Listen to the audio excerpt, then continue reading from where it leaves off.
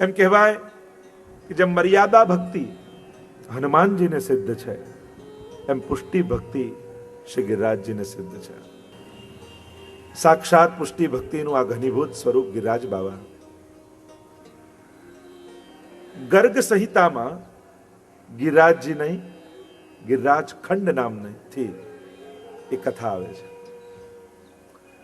ગોલોક ધામમાં ગિરિરાજજીના પ્રાગટ્યથી એ કથાની શરૂઆત જો કરીએ, પછી ભૂતલ પર આપનું પ્રાગટ્ય અને આપના સ્વરૂપની ચર્ચા કરીશું. ગોલોક ધામમાં અનેક એમ તો આધિદૈવિક કથાઓ પ્રસિદ્ધ છે કે સ્વામીજીના ચરણારવિંદમાં નંગનું ચિહ્ન છે, એમાંથી ગિરિરાજજીનું પ્રાગટ્ય છે, એવી પણ ભાવો છે. પણ ગર્ગ સંહિતાનું માધ્યમ બનાવીને કહીએ તો એકવાર સ્વામીજી ઠાકોરજી પાસે પધાર્યા અને વિનંતી કરી કે પ્રભુ, એવું કોઈ સુંદર રમણીય સ્થાન આપ પ્રગટ કરો. સુંદર કંદરાઓ હોય, ઝરણાઓ હોય, અને કંદરાઓમાં આપણે એકાંતમાં વિહાર કરીએ, એવું કોઈ આપ સ્થાન પ્રગટ કરો. અને જ્યાં આવી વિનંતી સ્વામીજીએ કરી, એ જ ક્ષણે ઠાકોરજીના હૃદયમાંથી તેજ પુંજ નીકળ્યું. 100 યોજન ગયું. ઠાકોરજી હાથ રાખ્યો અને ત્યાં ગોલોક ધામમાં એ તેજ પુંજ રોકાયું અને 100 શિખર વાળા શ્રી ગિરિરાજ બાબાનું પ્રાગટ્ય ગોલોક ધામમાં થયું. અને ગોલોક ધામમાં આપનું નામ પડ્યું શતશૃંગ, 100 શિખર જેને છે. શ્રી ગિરિરાજ બાબાનું આ ગોલોક ધામમાં પ્રાગટ્ય. ભૂતલ પર પધાર્યા શ્રી સ્વામીજી. ઠાકોરજીને પધારવાનો નિર્ધાર થયો. જો પ્રભુ જ્યારે પધારવાના હોય ને તો સૌથી પહેલા પ્રભુનું પરિકર આવે. નેહ કારણ શ્રી યમને પ્રથમાઈ. શ્રી ગિરિરાજ બાબા ભૂતલ પર દ્રોણના પુત્ર રૂપે પ્રગટ થયા. સાલમલી દ્વીપમાં 3 પુત્રો થયા, ચરણાદ્રી પર્વત, ગિરિરાજ અને કાંતાનાથ પર્વત. ચરણાદ્રી પર્વત એટલે ગુસાઈજીનું પ્રાગટ્ય સ્થળ, જેને ચરણાટ આપણે કહીએ છીએ, એ પણ ગિરિરાજજીના ભાઈ છે. ચિત્રકૂટ તમે ત્યાં જાઓ તો ત્યાં કાંતાનાથ પર્વત છે, એ પણ ગિરિરાજજીના ભાઈ છે. અને આ છે ગોવર્ધન. સંક્ષિપ્તમાં હું કથામાં લઈ જાઉં, આગળ શ્રીનાથજીના સ્વરૂપની ચર્ચા કરવી છે. પુલત્સ્ય મુનિ પરિભ્રમણ કરી રહ્યા છે પૃથ્વીનું, અને પરિભ્રમણ કરતા કરતા આવ્યા છે દ્રોણને ત્યાં મુકામ કર્યો. દ્રષ્ટિ પડી ગોવર્ધન પર અને થયું કે આ સુંદર પર્વતને હું કાશી વિશ્વનાથની ઉપાસના કરવા માટે કાશી લઈ જાઉં અને ત્યાં એની કંદરાઓમાં બેસી મહાદેવજીનું ધ્યાન કરું. એટલે આવ્યા પુલત્સ્ય ઋષિ અને દ્રોણને કહ્યું કે તમારા પુત્રને હું લઈ જવા માંગુ છું. કહ્યું કે મને વાંધો નથી, એને જઈને વાત કરો. ગિરિરાજજીને ગોવર્ધન પાસે આવીને વાત કરી અને ગોવર્ધનને થયું વ્રજમાં જવાનો આ ઉત્તમ અવસર છે. કહ્યું કે હું તમારી સાથે આવું તો ખરા, પણ એક વચન તમે મને આપો, એક વારમાં હું જ્યાં નીચે મૂકશો પછી હું ઊભો નહીં થાઉં, એવી શરત સાથે તમારી સાથે આવું. અને શરતમાં બંધાયા ઋષિ. યોગ બળથી હાથમાં લીધા ગિરિરાજને અને ચાલવા લાગ્યા. ચાલતા ચાલતા ચાલતા ચાલતા કાશી જઈ રહ્યા હતા અને વચમાં આવ્યું વ્રજ. અને ગિરિરાજ બાબા વિચાર કરે કે મારું પ્રાગટ્ય તો વ્રજમાં વાસ કરવા માટે થયું છે. હમ તો શ્રી વિઠ્ઠલનાથ ઉપાસી પર કહા કરું જાય કાશી. અહીંયા તો સાક્ષાત નંદ નંદન પ્રગટ સ્વરૂપે લીલા કરવાના છે અને ત્યાં તો ધ્યાન ધરાશે. અને એટલા માટે જો કૈલાસના શિખરની મહત્તા અને ગિરિરાજજીના તળેટીની મહત્તા, ત્યાં જ્ઞાન માર્ગ છે, અહીંયા ભક્તિ માર્ગ છે. ત્યાં શિખરની મહત્તા હોય કે શિખર ઉપર છે, અને અહીંયા અમારા ઠાકોરજી તળેટીમાં છે. વ્રજ રજ में लोटत गोविंद कुंड में नहीं, તળેટી શ્રી ગોવર્ધન કી રહી. આપણે ત્યાં તટની, એટલે જ 2 સ્થાન બહુ મહત્વના. યમુનાજીમાં 2 સ્થાન મહત્વના અને ગિરિરાજજીમાં 2 સ્થાન મહત્વના. યમુનાજીમાં 2 સ્થાન મહત્વના, કારણ કે બાલ લીલા અને કિશોર લીલા બંને યમુનાજીમાં થાય. બાલ લીલા તટમાં થાય અને કિશોર લીલા પુલીનમાં થાય. એટલે યમુનાજીમાં 2 સ્થાનની મહત્તા, તટ અને પુલીન. તિહારો પુલીન મોહી ભાવે. અને એ રીતે જ ગિરિરાજજીમાં 2 સ્થાનની મહત્તા, એક ગિરિરાજજીની તળેટી અને બીજી ગિરિરાજજીની કંદરા. કારણ તળેટીમાં બાલ લીલા અને કિશોર લીલા. ગોવર્ધન ગિરી સઘન કંદરા, રૈન નિવાસ કિયો પિય પ્યાર. તો કંદરામાં રાત્રિની લીલાઓ છે, માધુર્ય ભાવની લીલાઓ છે. ગિરિરાજ બાબા એક એવા સખા છે જેને આ બંનેની લીલાનો અનુભવ છે. દિવસની લીલા અને રાત્રિની લીલા. અને એટલે જ ભક્તો કહે કે ગોવર્ધન કી રહીએ તરે. યમુનાજીની પણ શોભા છે તો ઠાકોરજીના ચરણ રજ. વૃંદાવનની શોભા પણ રજથી જ છે. ત્યાં બે રજની મહત્તા છે વૃંદાવનમાં. એક તો પ્રભુની ચરણ રજ અને બીજી ગોરજ. જ્યારે ગોરજ ઉડે એની પણ મહત્તા છે. અને ગિરિરાજજીમાં પણ તરેટીમાં ઠાકોરજીની રજ છે. વ્રજ રજ में लोटत ગોવિંદ કુંડ में નાઈ. નિત્ય ઠાકોરજી ત્યાં પધારે છે. અને એટલા માટે જ એમ કહી શકાય કે ગિરિરાજજી અને યમુનાજી આ બંનેને વિરહ નથી. કારણ કે રાત્રિ અને દિવસ બંનેની લીલામાં સંયોગ છે. ક્યારે યમુનાજીના મુખે કોઈ વિરહના શબ્દો સાંભળ્યા? કે ક્યાંક કોઈ એવી જગ્યા મળે કે ક્યાંક યમુનાજી વિરહથી પુકાર કરતા હોય? એવું જલ્દી તમને ક્યાંય જોવા નહીં મળે. એમ ગિરિરાજજીને પણ જોવા જાવ તો વિરહ નથી. કારણ દિવસની બાલ લીલા અને રાત્રિની કિશોર લીલા આ બંને ગિરિરાજજીને અનુભવ છે. તો એવા ગિરિરાજજી જ્યારે બ્રજમાં પધાર્યા અને જોયું કે અહીંયા તો ઠાકોરજી સાક્ષાત લીલા કરવાના છે, એટલે ગિરિરાજજીએ પોતાનું વજન વધાર્યું.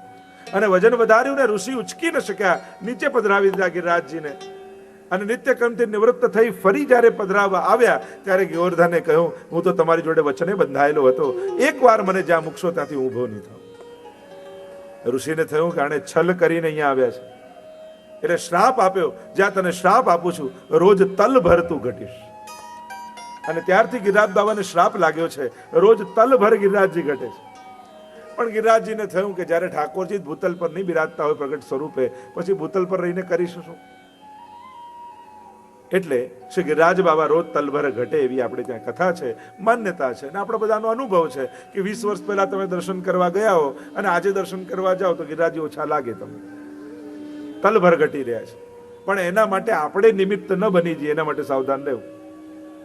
કોઈ ગિરિરાજજી લઈ આવે, કોઈ ગમે તે એવું કોઈ પણ કાર્ય, હું તો કહું વ્રજમાંથી પૂછ્યા વગર યા કોઈ પણ કારણસર કોઈ પણ વસ્તુ લાવવી નહીં.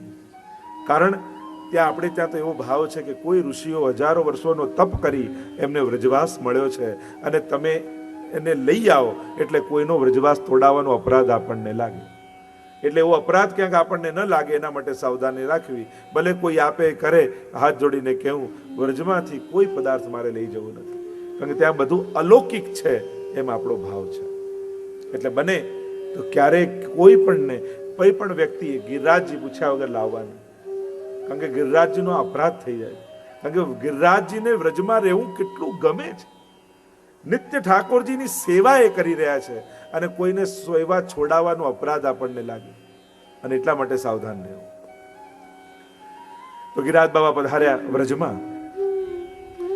આમ ગિરિરાજજી વ્રજમાં વાસ કર્યો. આમ ગોલોકધામમાં પ્રાગટ્ય થઈને ભૂતલ પર પધાર્યા, વ્રજવાસ થયો. ગિરિરાજજીના અનેક સ્વરૂપોની ચર્ચા કરવામાં આવે છે આપણે ત્યાં. ગિરિરાજજીના મુખ્ય બે સ્વરૂપો, એક જે વેણુ ગીતમાં ગોપીજનોએ બતાવ્યું છે, કારણ કે વેણુ ગીતમાં ગોપીજનોએ આ ચર્ચા કરી છે ગિરિરાજજીના સ્વરૂપ. અને કદાચ ઠાકોરજીએ ગિરિરાજજીનું મહાત્મ્ય ગાયું એ પહેલા ગોપીજનોએ ગિરિરાજજીનું મહાત્મ્ય ગાયું. એટલે ગિરિરાજજીના મહાત્મ્ય બે જણાએ ગાયા, એક ગોપીજનોએ અને બીજું ઠાકોરજી. ગોપીજનોએ હરિદાસ વર્ય એટલે ભગવતી સ્વરૂપનું મહાત્મ્ય ઠાકોરજીનું ગિરિરાજજીનું ગાયું, અને ઠાકોરજીએ ગિરિરાજજીનું પ્રભુ સ્વરૂપનું મહાત્મ્ય બતાવ્યું. શૈલોસ્મી કહી 1000 હસ્તવાળા પ્રભુ પ્રગટ થયા ગિરિરાજજીની ભીતર, અને જાણે અનુભવ વ્રજવાસીઓને કરાવ્યો કે આનામાં ને મારામાં કોઈ ભેદ નથી. વ્રજવાસીઓ ગિરિરાજજીનું મુખારવિંદ જોઈને કહે છે, લાલન યાકો મુખારવિંદ તો બિલકુલ તુમ્હારે જૈસો. એ એક જ સ્વરૂપ છે એવો અનુભવ. એટલે ગોપીજનો એ ભગવતી સ્વરૂપ, કારણ પોતે ભગવતી છે ને. અને કોઈ ભગવતી હોય ને સીધો ઠાકોરજી પાસે ન જાય, કોઈ વૈષ્ણવને ગોતે. કઈ આજ્ઞા લેવી હોય, બ્રહ્મસમન લેવું હોય તો કોઈ વૈષ્ણવને ગોતે, તમે સાથે ચાલો ને, તમે વાત કરજો ને જે જેને. એટલે સીધા આવીને ના કે, પણ કોઈની આડીથી કે.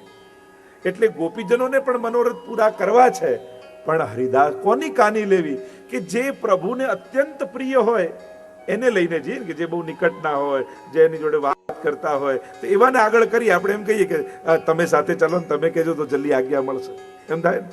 એટલે ગોપીજનો હરિદાસ વર્ય ગિરિરાજજીને આગળ કરે છે અને પાછા પ્રશંસા પણ કરે છે. પુલિંદજીઓની વાત આવી તો પૂર્ણા પુલિંદેવ રુગાય પદાબ્જરાગ શ્રી કુમકુમેન દૈતાસન મંડિતેન. પૂર્ણા પુલિંદ્યા કેમ? મહાપ્રભુજી કહે કારણ કે હરિદાસ વર્ય એવા ગિરિરાજજીનો સંગ છે આ પુલિંદજીઓને, એટલે પૂર્ણ થઈ ગઈ. આ ભીલ કન્યાઓ જે ગિરિરાજજીની તરેટીમાં રહે, જેના ભાવથી આ ઉત્થાપન ભોગની સામગ્રી આવે છે. તો ગોપીજનોને થયું જો અમે એમને યાદ કરીશું તો એમની કૃપાથી અમે પૂર્ણ થઈ જઈશું. એટલે કહ્યું હંતાય મદ્રિર બલા હરિદાસ વર્યો. એટલે ભાગવતજીમાં પહેલું ગિરિરાજજીનું સ્વરૂપ કોઈએ સમજાવ્યું હોય તે ગોપીજનોએ સમજાવ્યું. એટલે જેમ હનુમાનજીના સ્વરૂપો માનવામાં આવે, એક પોતે ભગવાન તરીકે પણ પૂજા, એમના મંદિર હોય, અને રામ કાજ કરવે કો આ તો રામના દાસ તરીકે પણ પ્રસિદ્ધ છે. અને જોગાનું જોગ એ કે એમને પૂછ છે અને આમને પૂછ છે. ગિરિરાજ હનુમાનજીના પૂછની મહત્તા લંકા બાળી, પણ અહીંયા ગિરિરાજજીના પૂછની મહત્તા બોલીએ પૂછરી કે લોટા કી. આમ હુપ હુપ હુપ વાંદરા બહુ હોય ને ત્યાં, એટલે જ્યારે પણ ગિરિરાજજીની જય બોલે વ્રજમાં જાઓ તમે પૂછરી કે લોટા, તો આ પૂછરી શું છે? તો એના પણ ભાવ આપણે ત્યાં છે કે આ પૂછરીનો ભાગ ગિરિરાજજીમાં છે, પણ આ પુષ્ટિ સ્વરૂપ છે, પુષ્ટિ ભક્તિ આમને સિદ્ધ છે. તો ગિરિરાજ બાબા નું પહેલું સ્વરૂપ, પછી બીજા 5 સ્વરૂપોની જે મહત્તા છે એની ચર્ચા કરીશું, પણ મુખ્ય 2 સ્વરૂપની વાત કરી દઉં. એક ભગવદીય સ્વરૂપ અને ભગવાનનું સ્વરૂપ. આ મુખ્ય પ્રધાન 2 સ્વરૂપ. ભગવદી સ્વરૂપ ગોપીજન કહે કે આપણે અવગાહન કરીએ છીએ, પણ સેવા કરતા શીખવું હોય તો ગિરિરાજજી પાસે જાઓ. તમને અત્યારના સમયમાં કોઈ ભગવદી ન મળે ને તો ગિરિરાજજીનું સાનિધ્ય લેજો, એનાથી શ્રેષ્ઠ બીજો કોઈ ભગવદી નથી.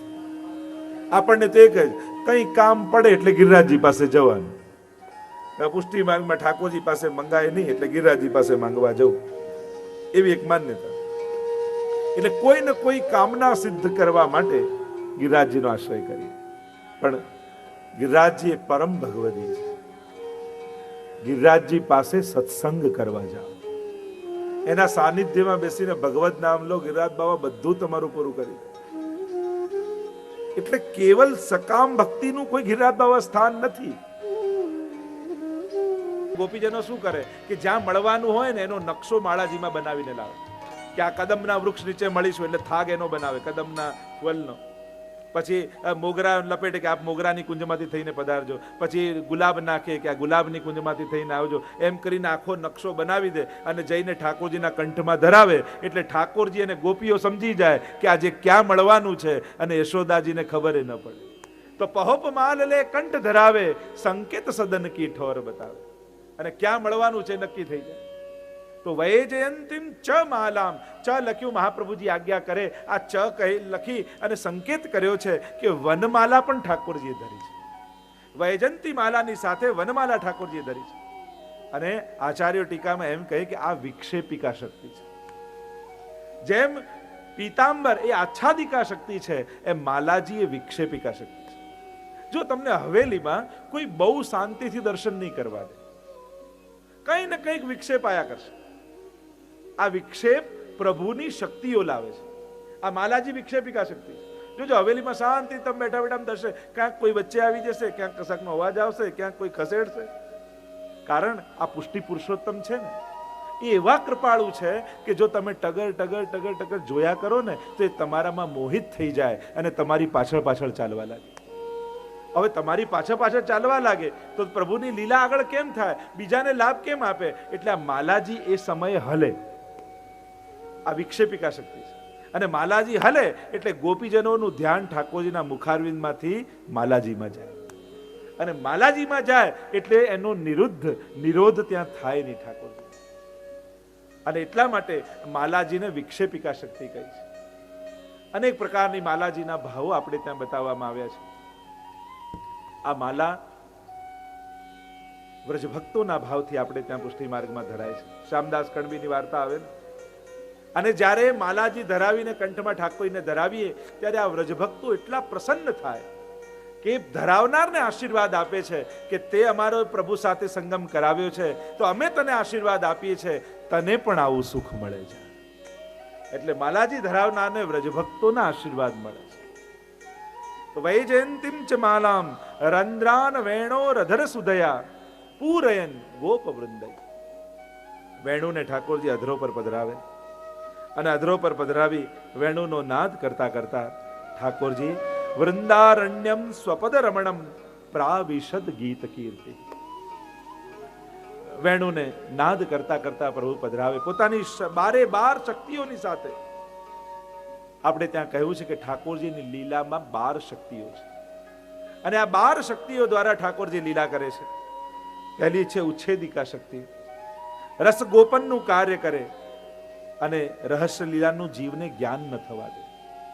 પ્રભુની લીલાઓ પ્રગટ હોય પણ અનધિકારી જીવને લીલાને ઢાંકી રાખે.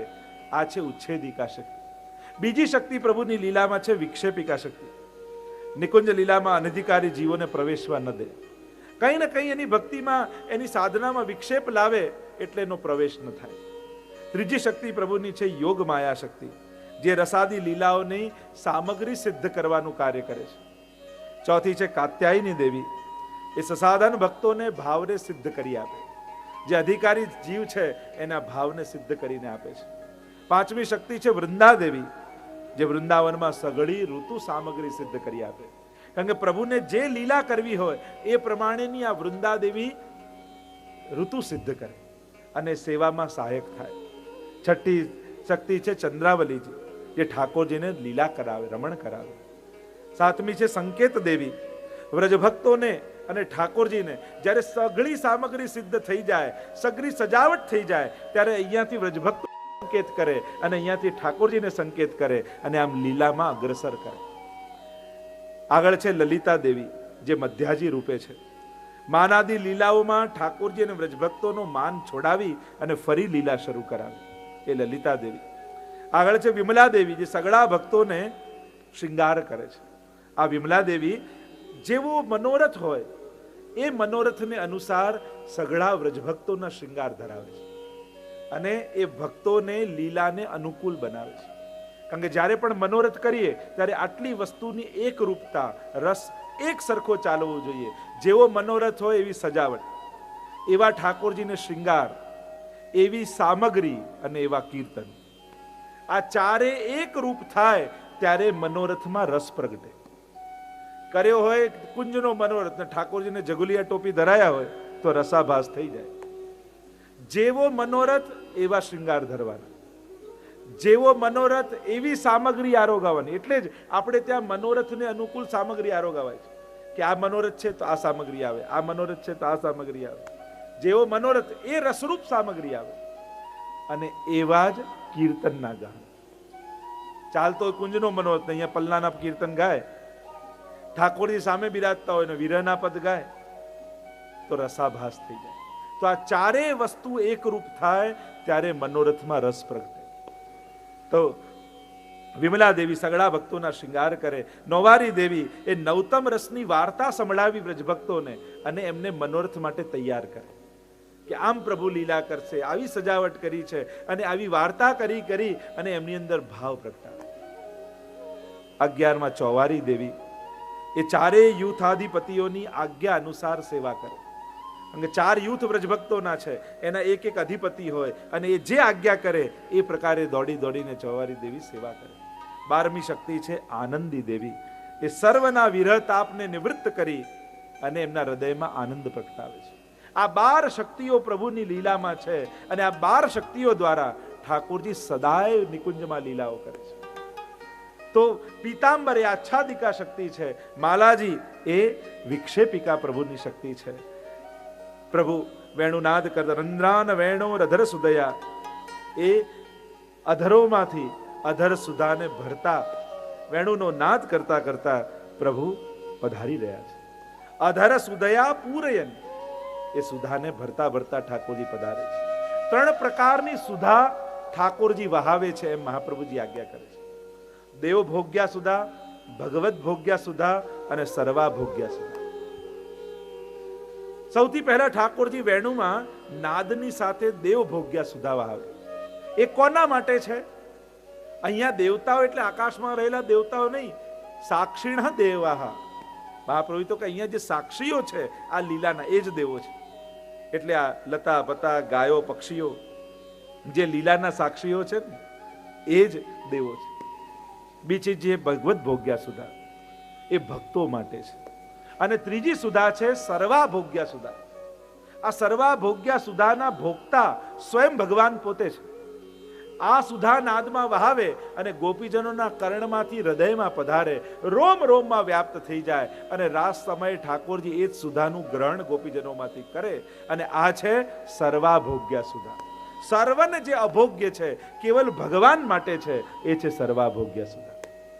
તો આમ ત્રણ પ્રકારની સુધા પ્રભુ બધા વહાવતા. ગોપ વૃંદૈહી, ગોપોની સાથે, અંતરંગ અને બહિરંગ સખાઓની સાથે વૃંદારણ્યમ, વૃંદાવનમાં ઠાકોરજી પ્રવેશ કરે છે. વૃંદાવન ત્રિવિધ સ્થાનનો નિર્દેશ કર્યો. એક અર્થ કર્યો વૃંદાવન જે વ્રજમાં વૃંદાવન છે. બીજું વૃંદાવન વન સુંદરીના વૃંદમાં, એટલે ગોપીજનોના વૃંદમાં ઠાકોરજીએ પ્રવેશ કર્યો. અને ત્રીજો અર્થ કર્યો ગોપાંગનાઓના હૃદય પ્રદેશમાં ઠાકોરજીએ પ્રવેશ કર્યો છે. એ છે વૃંદાવન. ત્રણ અર્થ કર્યા વૃંદાવનના. સ્વપદ રમણમ, સ્વચ્છંદ વિહાર કરતા ઠાકોરજી પોતાના ચરણ પધરાવ્યા. કારણ મહાપ્રભુજી આજ્ઞા કરે, ઠાકોરજીના ચરણારવિંદ એ મૂર્તિમંત ભક્તિનું સ્વરૂપ છે. અને એટલે જ જ્યારે દર્શન કરવા જઈએ ત્યારે ઠાકોરજીના નખચંદ્રના દર્શન કરવામાં આવે છે. એ કારણ કે આપણા સુરદાસજી પણ કહે છે, શ્રી વલ્લભ નખચંદ્ર છટાબિન સબ જગમાં અંધેર. એ 10 નખચંદ્ર છે ને, એ 10 પ્રકારની ભક્તિનું મૂર્તિમંત સ્વરૂપ છે. અને જ્યારે તમે ચરણસ્પર્શ કરો યા દર્શન કરો તો 10 પ્રકારની ભક્તિ, નવધા ભક્તિ અને 10મી પ્રેમ લક્ષણા ભક્તિ, એનું દાન ઠાકોરજી કરે છે. અને એટલા માટે જ પ્રભુના કોઈ અંગને સ્પર્શ નથી કરતા. ચરણ સ્પર્શ જ કેમ? કારણ કે પ્રભુના ચરણ એ ભક્તિનું મૂર્તિમંત સ્વરૂપ છે. કેમ હાથને સ્પર્શ નથી કરતા? કેમ કપાળને સ્પર્શ નથી કરતા? કેમ ચરણને જ? કારણ કે ભક્તિનો સ્પર્શ થાય ત્યારે જ ભગવત સેવાનો જીવ અધિકારી બને છે. પ્રાવિશદ ગીત કીર્તિ. અને આમ ઠાકોરજી વૃંદાવનમાં પ્રવેશ કર્યો અને સુખદેવજી વર્ણન કરતા આગળ બોલ્યા, ઇતિ વેણુરવમ રાજન સર્વભૂત મનોહરમ શ્રુત્વા વ્રજસ્ત્રિય સર્વા વર્ણયંત્યોભિરે. હે રાજન, આમ સર્વ પ્રકારણીઓના મનનું હરણ કરતા પ્રભુ વેણુનાદ સાંભળીને સર્વ વ્રજ સ્ત્રીઓ ઠાકોરજીના દર્શન કરતા કરતા એનું વર્ણન કરવા લાગી. આંતરરમણ થવા લાગ્યો એમના હૃદયમાં. અને ઠાકોરજી જાણે એમના હૃદયમાં પ્રવેશ કરી અને કૃપાનું દાન કરવા માટે પધાર્યા હોય એમ ગોપીજનોને અનુભવ થયો ઠાકોરજીના વેણુનાદનો. મોહિત થઈ ગઈ.